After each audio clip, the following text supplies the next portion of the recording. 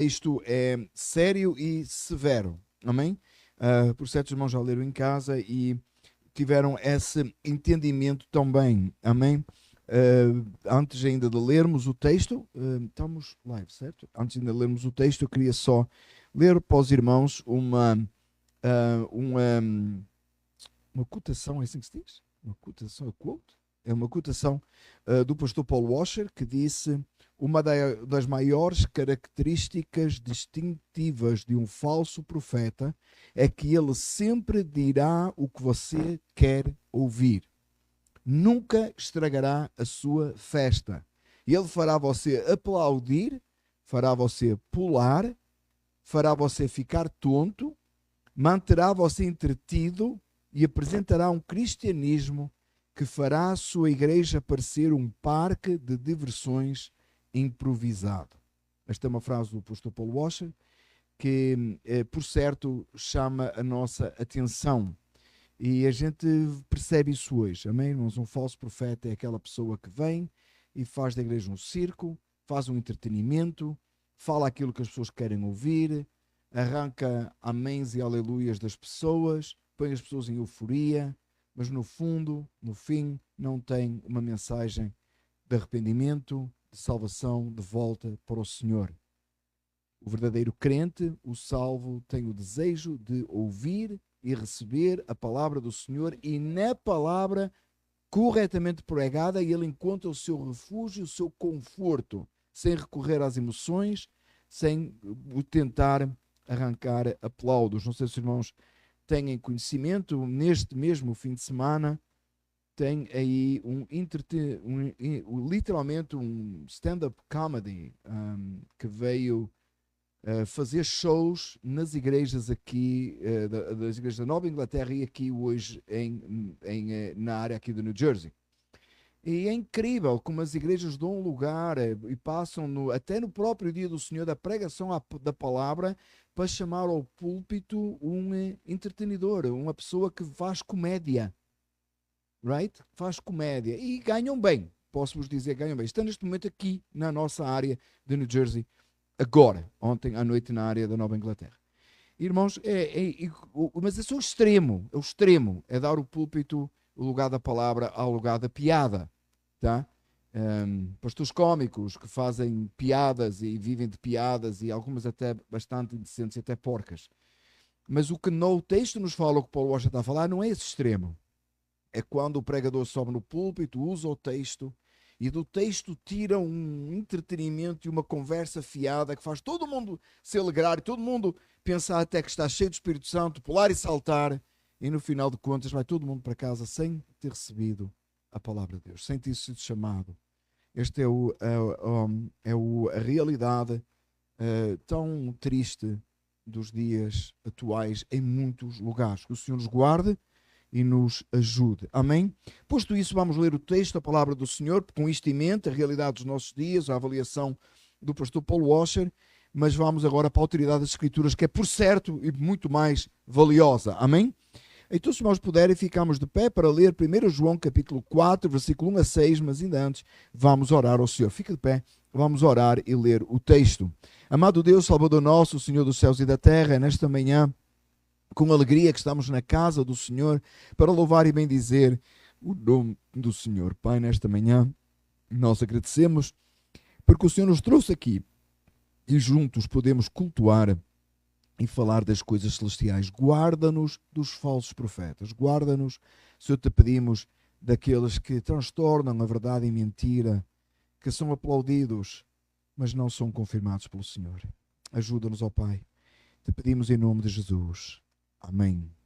Amados, não creiam em qualquer espírito. Perdão, irmãos, deixa-me ler aqui. Não creiam em qualquer espírito, mas examinem os espíritos para ver se eles procedem de Deus. Porque muitos falsos profetas têm saído pelo mundo. Vocês podem reconhecer o Espírito de Deus deste modo. Todo espírito que confessa que Jesus Cristo veio em carne procede de Deus. Mas todo espírito que não confessa Jesus não procede de Deus. E esse é o espírito anticristo, acerca do qual vocês ouviram que está vindo e agora já está no mundo. Filhinhos, vocês são de Deus e os venceram, porque aquele que está em vocês é maior do que aquele que está no mundo. E eles vêm do mundo, por isso o que falam procede do mundo e o mundo os ouve. Nós viemos de Deus, e todo aquele que conhece a Deus nos ouve. Mas quem não vem de Deus não nos ouve. Dessa forma reconhecemos o espírito da verdade e o espírito do erro. Amém? Os irmãos podem ficar sentados. Não vai há muitas semanas que nós falámos um pouco sobre o anticristos, lembram? É interessante quando nós estudamos a carta de João, a primeira carta de João, João não tem muitos assuntos na sua carta. Amém? A carta é curta também. E é interessante, numa carta curta, ele repete os assuntos diversas vezes. Ele fala do amor entre os irmãos diversas vezes. Os irmãos entenderam, têm percebido isso no estudo desta carta, parece um pouco redundante, ele volta aos mesmos assuntos. Ele já falou do falso profeta, vai falar novamente. Ele vai falar do amor de Deus. Na próxima semana iremos falar sobre o amor de Deus, exatamente a segunda parte do capítulo 4. Ele parece que volta aos mesmos assuntos e anda sempre nos mesmos assuntos. Portanto, dá-me a mim a entender, não que ele não tinha mais o que escrever, mas que isto é muito importante. Amém? Que é extremamente importante, por isso é que ele volta. Parece que ele passa de um assunto ao outro e vai atrás buscar o mesmo. Espera aí, deixa-me lembrar vocês novamente disto. Estamos a ser novamente lembrados. E ele começa por um alerta. Não creiam em qualquer espírito. Irmãos, é preciso nós termos cuidado como é que nós entendemos este texto. Porque o texto diz assim, mas examinem os espíritos para ver se eles procedem de Deus. Porque muitos falsos profetas têm saído pelo mundo. A nossa tendência natural, meus amados irmãos, é olharmos para aquilo que nós vemos, a nossa conduta, a nossa forma de culto, e dizer aquele que cultua como nós é igual a nós. E a nossa tendência é pensar que aquela pessoa que não cultua como nós, ela não tem o mesmo Espírito de Deus. A nossa tendência natural de examinar não é pela palavra que é pregada, não é pela a fonte do Evangelho, quem Jesus Cristo é, mas pela forma. Alguém que não tem a mesma forma de culto, ou a mesma forma de batismo, ou a mesma forma da ceia. Que são assuntos extremamente importantes. Talvez a mesma forma de vestir, que é um assunto importante. Mas às vezes a nossa tendência é avaliar por essas coisas.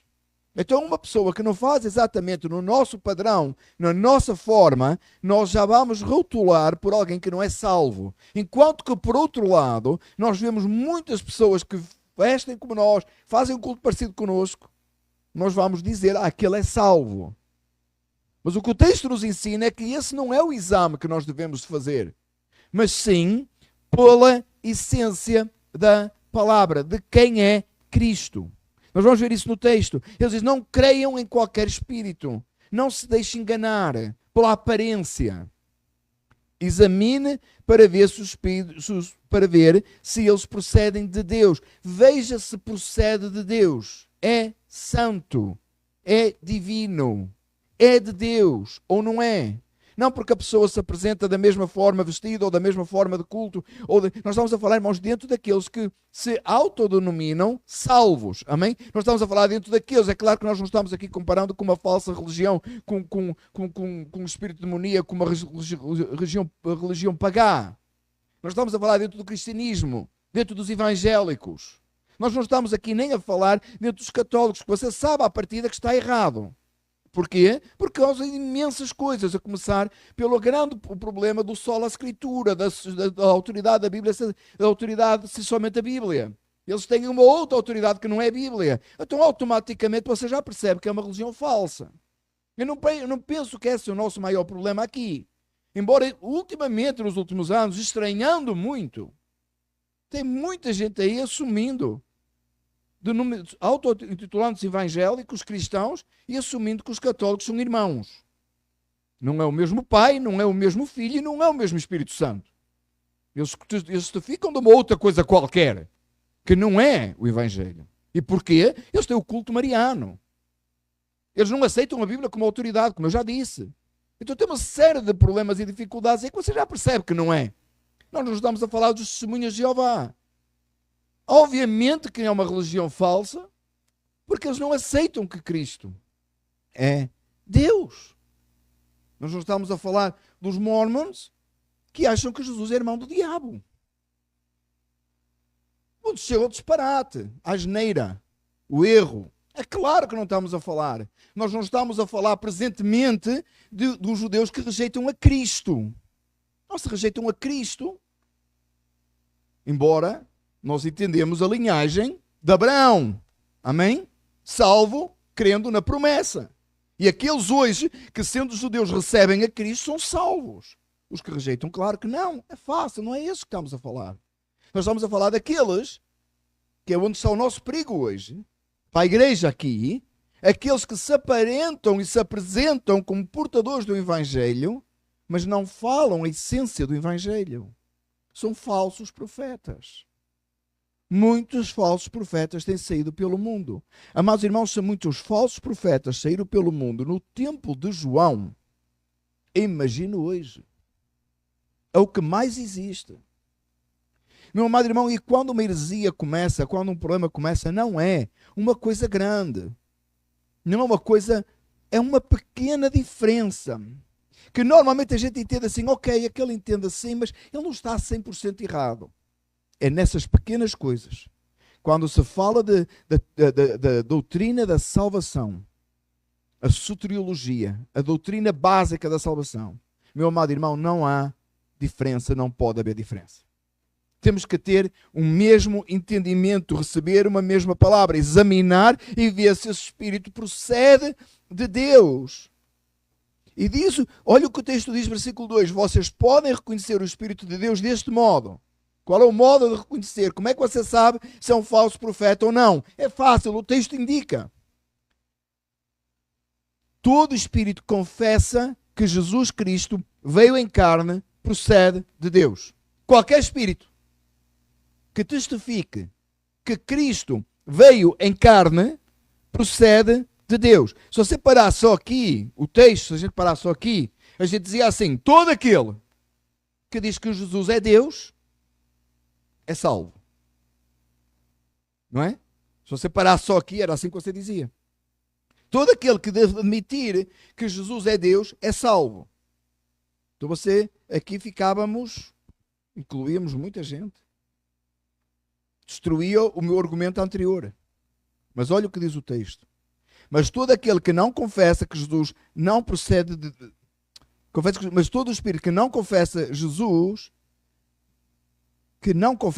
não procede de Deus. E esse é o espírito do anticristo, acerca do qual vocês já ouviram que está vindo e que já agora está no mundo. Todo espírito que não confessa Jesus não procede de Deus. De que é que João está a falar aqui? Como é que é isso proceder de Deus? E como é esse que Jesus vem e aquele que não confessa Jesus? De que é que ele está a falar? Meu amado irmão, muito claramente daquilo que ele vem a falar desde o princípio da carta. Por isso é que você não pode isolar este versículo.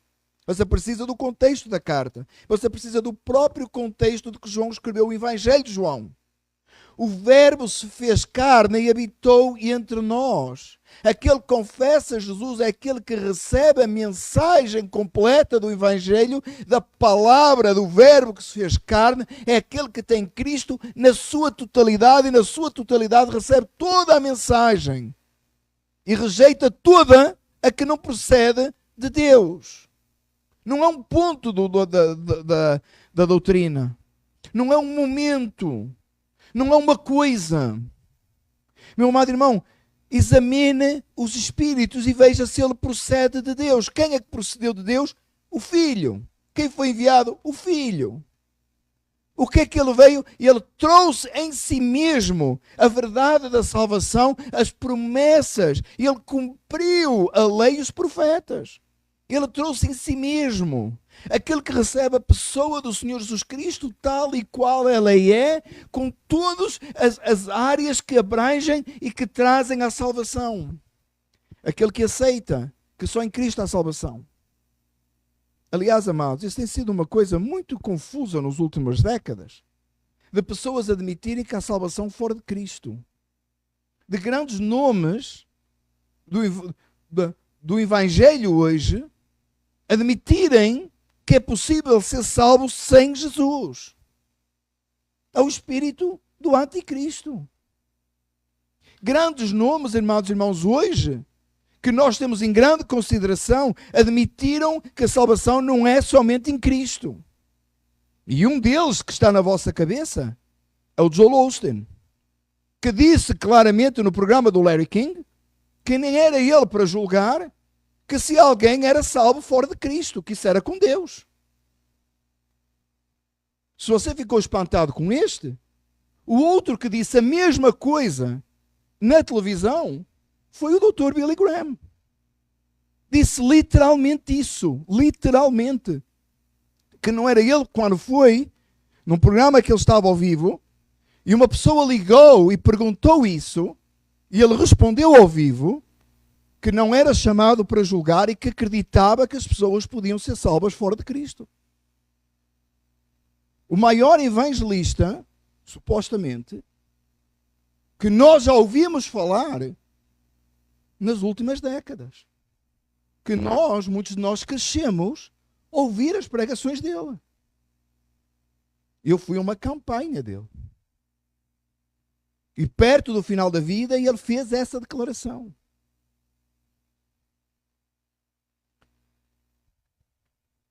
Todo espírito que confessa que Jesus veio em carne procede de Deus, mas todo espírito que não confessa Jesus, que confessa outro além de Jesus, que adiciona outro a Jesus Cristo, não procede de Deus. É muito claro. Como é que nós examinamos os espíritos? Ouvindo e conhecendo a verdade. Como é que a igreja se defende de falso ensinador e falso profeta? Como é que a igreja se defende? Como é que nós aqui fazemos? Aliás, o que mais importa é o que nós fazemos, amém? Não é o que os outros fazem, é o que nós fazemos. É por isso, meu amado irmão, que nós temos e estudamos, por exemplo, confissões antigas. Em 1680, como é que é? 1689. 1689, o presbítero Márcio estava sentado com alguns outros. Em 1689, alguns irmãos amados, não o presbítero Márcio, e ele faltou essa reunião, alguns irmãos se reuniram e estabeleceram a confissão de fé batista. Eles não eram Deus, com certeza que não. Mas homens de Deus sentaram, reuniram, estabeleceram um conselho, um conjunto de doutrinas básicas extraídas das Escrituras que ao longo destes anos todos a igreja pôde desfrutar delas. Por certo, quando eles estavam sentados tratando disto tudo, por certo que eles pensaram e desejaram que isto acontecesse muito depois da morte de todos eles. Por certo. Mas não sabiam o resultado e hoje nós desfrutamos e até podemos pôr em material eletrónico. Ontem os irmãos receberam a lição 2 de Descomunical e hoje fazemos disso Descomunical. Antes desta confissão estudámos a confissão do Westminster e tivemos a oportunidade de alinhar todos nas mesmas doutrinas básicas estabelecidas há muitos anos que nos instruem e nos edificam. E muitas outras existem. Já temos estudado aqui o próprio credo apostólico, como os irmãos sabem. O próprio... mas ajudem-me, como é que... Esqueci agora o nome. As cinco solas. Na Nova Inglaterra, quando pastores se juntaram mais recentemente, estabeleceram e escreveram. Meus amados irmãos, para que é isso? Para que é que isso serve? Não é palavra de homem, é palavra de Deus colocada de forma que nós possamos assimilar facilmente e possamos alimentar do mesmo que é antigo. Para que é que existem confissões na igreja? Alguns perguntam. Já ouvi isso várias vezes. Para que perder tempo com isso? Irmãos, é as linhas que estabelecem onde nós podemos circular livremente sem sairmos das bases bíblicas das doutrinas. É por isso que aquelas perguntas e respostas nos ajudam, por exemplo, dos credos, etc., para nos ajudar a mantermos na doutrina, para que jamais jamais deiamos, as palavras estão a falhar, jamais demos lugar a heresias, a falsos profetas, porque na hora que for dito, a gente vai automaticamente lembrar e vai dizer, não, está errado. É para isso que serve. É para isso que serve. Qual é o outro método e acima desse?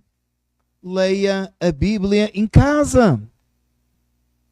O método maior e mais importante é ler a Bíblia aos pés do Senhor, em oração. Leia a sua Bíblia.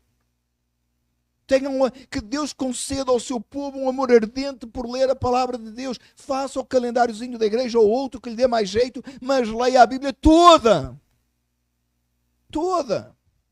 Os irmãos que seguem o calendáriozinho para ler a Bíblia, eu tenho a certeza que você consegue fazê-lo em 15 minutos do seu tempo. Mas se você gasta 2 horas a ler, melhor ainda, porque você está a meditar. Ou a dormir. Mas vou admitir que está a meditar. Mas, irmãos, em 15 minutos, você tira 15 minutos do seu tempo, você faz o calendário. No final do ano, você leu a Bíblia toda. Você leu a Bíblia toda. E você já a decorou toda. Não! Por isso que no ano seguinte você precisa ler outra vez. Além da sua leitura normal. Leia o texto sagrado que vai ser apresentado no domingo. Você sabe qual é. Meu amado irmão, ainda que você possa não receber a mensagem que a nossa irmã Marta envia, você sabe que se nós hoje terminarmos no versículo 6, qual é o texto da semana que vem? 7. Pergunta aos miúdos que eles sabem. Sim que sabem. Hoje é o 6, a semana é o 7. Eles sabem, até eles sabem. Fácil, não é? Esta foi mal. Irmão, leia a palavra, instrua-se na palavra, aprenda da palavra. Para quando houver uma heresia, quando vier um erro, você vai identificar logo e vai dizer, não, isso não procede de Deus. Isso não é de Deus. Então isso não é de Deus, é de quem? É do diabo. Você lembra o texto bíblico que diz que os demónios sabem que Deus existe e estremecem? Eles creem que Deus existe e estremecem. Sabe o que é que o falso profeta faz, que é pior que um demónio?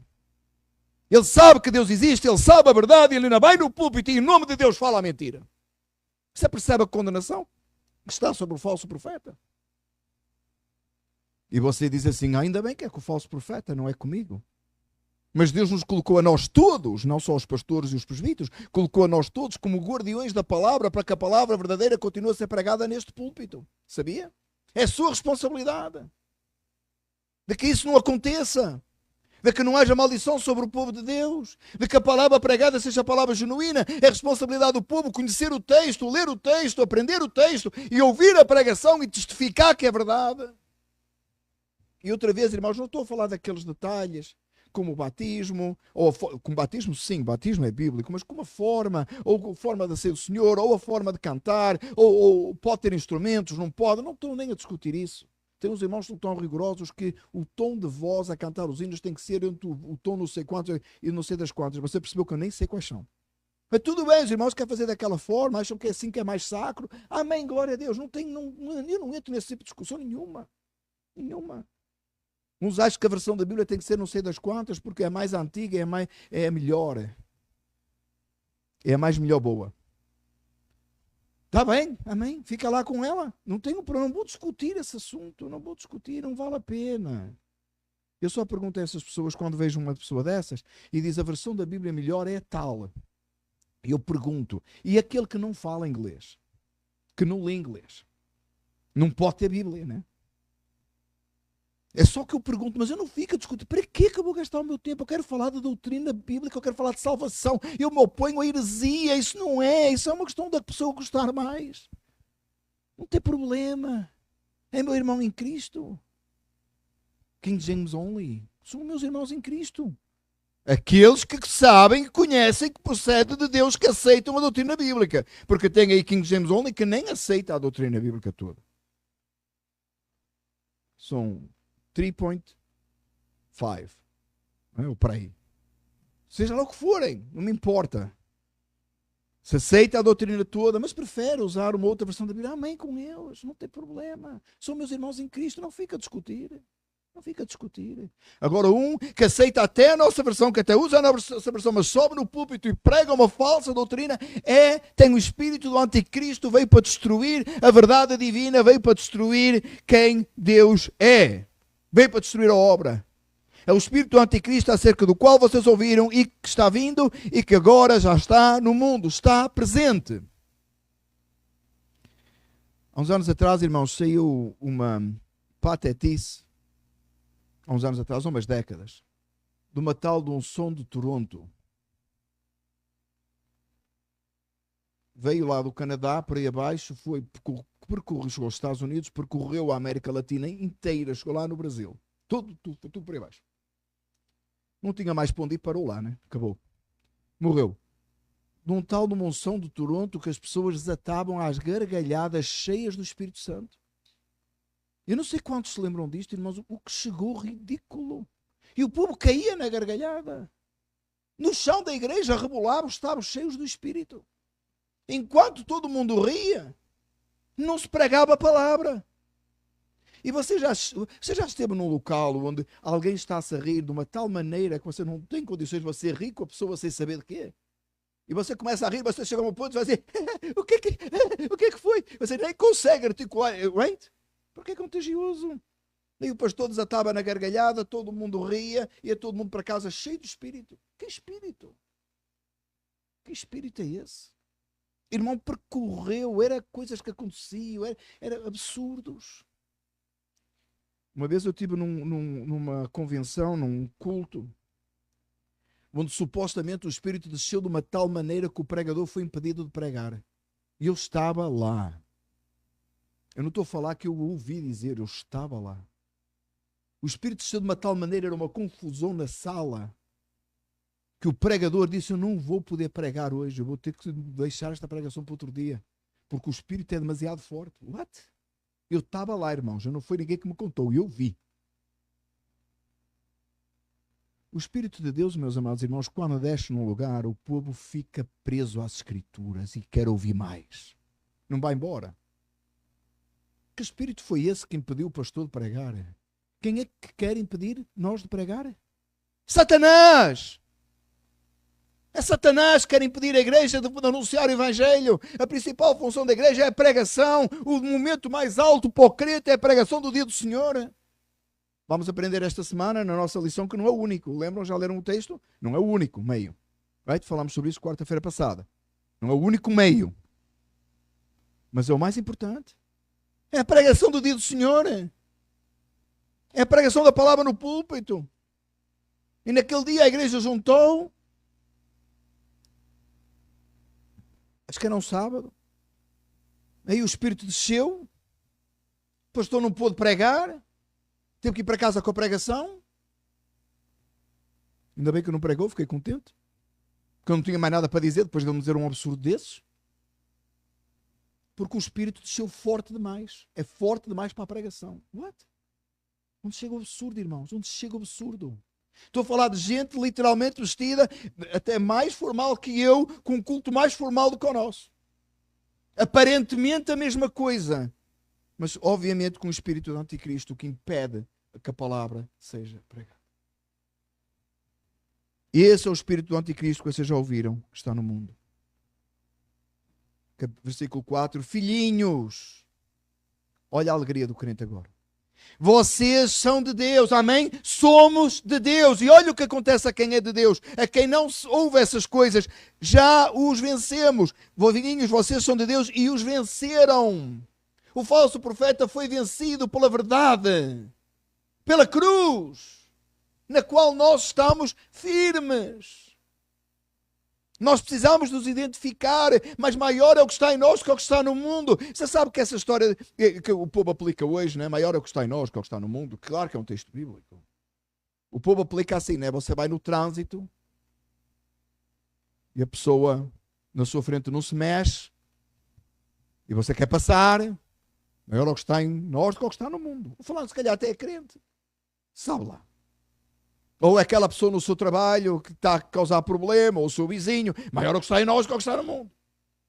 Não, meus amados irmãos. Maior é o que está em nós, o Espírito de Deus está em nós, do que o Espírito do anticristo, do falso profeta que está no mundo, pregando ao mundo, entretendo o mundo e animando o mundo. Maior é o que está em nós. Não tenha medo de falar a verdade, não tenha medo de desmascarar falso profeta. Houve uma pessoa uma vez que me disse que eu falava muitos nomes dos falsos profetas no púlpito, que era um problema. E, meu amado irmão, eu tanto falo no púlpito o nome do falso profeta, como falo daquele que glorifica a Deus e vive para Deus. Amém? E vocês já me ouviram muitas vezes dizer nomes de muitos homens de Deus, dos quais eu admiro, e principalmente aqueles que já morreram, eu fico mais contente. Sabe porquê? Você sabe porquê, não é? Não tem como se desviar mais. Aleluia! Não tem como apostatar da fé. É por isso que eu falo mais dos que já morreram. Não é que eu quero que eles morram, irmãos. Até hoje, não consigo aceitar na minha mente que o pastor Voddie Baucham partiu o ano passado, irmãos. Não me entra na cabeça. Porque o John MacArthur, nós vimos ele indo. Mas o pastor Voddie Baucham, mas assim aprova Deus levar o seu servo. E está bem melhor que nós, amém? E um dia o veremos, amém? Um dia o veremos. Filhinhos, vocês são de Deus e os venceram, porque aquele que está em vocês é maior do que aquele que está no mundo. Amém? O que está em nós é maior do que o que está no mundo. Não é o falando do trabalho, não é o vizinho, não é o parente. É o falso profeta. Maior o que está em nós, os que estão em Cristo, do que aquele que está no mundo. E eles vêm do mundo. Olha a característica do falso profeta. Ele vem do mundo, fala o que procede do mundo e o mundo os ouve. Não fica admirado, meus amados irmãos, quando a igreja que tem aí falso profeta, ela enche. Não fica admirado, é normal. Ela está a falar o que é do mundo e o mundo ouve. E o mundo segue. E nós, versículo 6, viemos de Deus. E todo aquele que conhece a Deus nos ouve. É por isso que você está aqui esta manhã. Porque você conhece a Deus e você ouve a palavra de Deus aqui. Não é por causa de mim. Porque Deus não precisa de mim para nada. Tem gente aí melhor do que eu. Minha esposa não acredita, mas tem. É porque ela casou comigo, não é? Porque ela acha que eu sou melhor. Mas só ela. Os outros sabem que não é. Tem gente muito melhor do que eu. Você não vem por causa disso. Você tinha que ver quando a irmã Maria concordou agora comigo quando disse que tem gente melhor do que ela fez. Se ela fosse um bocadinho mais pentecostal, ela levantava e dava um glória. Oh, glória! Viemos de Deus. E... Amém, amém, amém. Mas há piores, viu? Amém, glória a Deus. Nós viemos de Deus e todo aquele que conhece a Deus nos ouve, mas quem não vem de Deus não nos ouve. Não espere que um ímpio reconheça quem você é em Cristo, a menos que o Espírito Santo faça uma obra, entende? Porque você próprio não é capaz de reconhecer a palavra de Deus, a menos que o Espírito Santo faça uma obra em si. Por isso que nós precisamos a cada dia de nos voltarmos para Deus e dizer: Senhor, faz a obra em mim, dá-me desejo pela tua palavra, dá-me desejo pela verdade, ilumina a minha mente. Não precisamos clamar a Deus isso. Não é uma coisa que você fez uma vez e está feito. Não, tem falso profeta por aí, tem falsa religião. Nós, os salvos que ouvimos, o que vem de Deus, ainda assim nós mesmos precisamos de ir aos pés do Senhor a cada dia. Não se exalte nesse seu conhecimento. Antes seja humilde ao ponto de clamar diariamente a Deus e dizer: Senhor, alimenta-me com a tua palavra, senão eu esmoreço, senão eu enfraqueço, senão eu vou-me perder. Todos os dias. Abrir a palavra de Deus dependente. Que Deus nos dê fome da palavra. Anseio. Recebendo a palavra a cada dia e dizendo: Senhor, eu preciso de mais. Alimenta a minha alma. Como a gente faz com a comida, amém? Não é isso? A gente come por duas razões. Certo? Quando tem fome e quando não tem, né? As duas razões. Não. A gente come por duas razões. A primeira é porque a gente precisa se alimentar, não é? E a segunda é porque é bom, não é? Todo mundo gosta de comer. Right? Não é? Suba na balança que você fica a saber se gosta ou não. Quanto mais o ponteiro subir, é quanto mais você gosta de comer. Não é isso? Meu amado irmão, que Deus nos conceda assim pela palavra dele. Necessidade. Eu estou com necessidade de me alimentar da palavra. E outra coisa, eu gosto tanto. Amém? E suba na balança espiritual. Hein? Entenda o que eu estou a dizer. E suba na balança espiritual. E veja se esse ponteiro aumentou, por favor. E ore para que esse ponteiro aumente da balança espiritual. Não, você não precisa trocar de roupa. Não precisa comprar roupas mais largas. Mas a presença de Deus na sua vida será muito mais esplendorosa. E o mundo verá a glória do Senhor. Ponteiro da balança espiritual é aquele exame que nós fazemos aos pés do Senhor. Senhor, como é que eu estou? Como é que eu estava um ano atrás? Como é que eu estou hoje? Onde é que eu estou em Cristo? Nós viemos de Deus e todo aquele que conhece a Deus nos ouve, mas quem não vem de Deus não nos ouve. Dessa forma reconhecemos o Espírito da verdade e o Espírito do erro. Quando você fala a verdade e alguém recebe, é o Espírito da verdade. Quando você fala a verdade e a pessoa não recebe, essa pessoa está no Espírito do erro. O Senhor nos ajude. Voltando ao texto que o presbítero Márcio leu no início, 2 de Pedro 2, 1 e 2. No passado surgiram falsos profetas no meio do povo, como também surgirão entre vocês falsos mestres. Esta é verdade, irmãos. Esta é uma verdade. E estes introduzirão secretamente heresias destruidoras. Eles introduzirão secretamente heresias destruidoras. Significa, como é que começa o erro e o problema? Com uma pequena heresia aqui e ali, uma coisa que não é importante. Então, se não é importante, não é porque é importante, mas não parece importante. Pequenas coisas. Meu amado irmão, o que era heresia no século XVI não deixou de ser heresia hoje.